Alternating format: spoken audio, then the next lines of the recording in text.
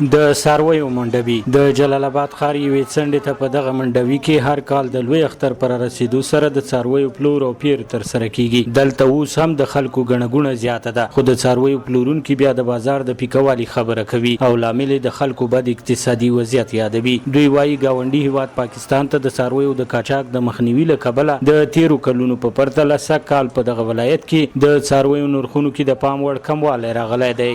د تیر کال نه اوس کالو کې انشاءالله مال ډیر ارزانه ده او پېښور ته مال بند کړی ده. داخل د افغانستان خلکو ته کوم پسونه چې مخکې په 15,000 14,000 ول اوس په 12,000 په 11,000 دي. دا کال انشاءالله ریټونه ښه دي پروس کال نه او حکومت انشاءالله راضي. مال چلته د اخیستو والا نه اخلي یو په 2 قیمته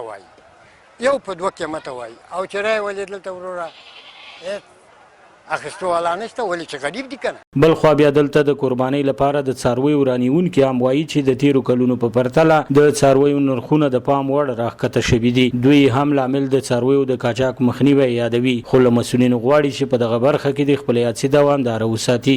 مالونه خو عجیب مستلق ریټونه لري، خلک بېروزګار دي. پروسه کال نه سږ کال مال ارزانه وګرځي ریټونه مو کتله، بس مناسب ریټ مو ځان ته معلومولو.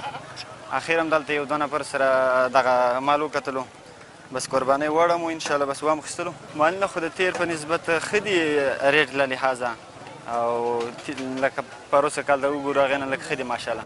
د اخیستونکو او پلورونکو د خلکو د بد اقتصادي وضعیت په اړه د ویناو سره بیا هم په دې منډوي کې سږ کال داسې څاروي هم پلور ته وړاندې شوي چې نرخونه یې خورا لوړ دي. په دغه منډوي کې د یو غوایي بیه راته پلورونکي 4,500,000 افغانۍ یاده کړه. څاروي قیمت 4.5 لکه ده او خلک یې په 3 لکه غواړي.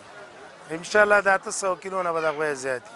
په دې باندې هم ډېره خواري کړې، خالي کنجاړه او ډوډۍ او بوس هم ورکړي دي.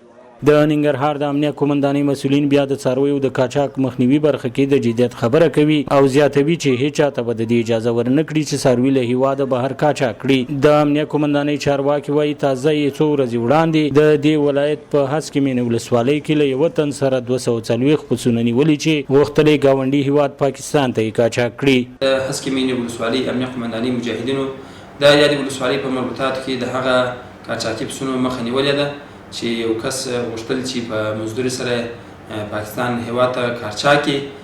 تقریبا 240 پسونه وه.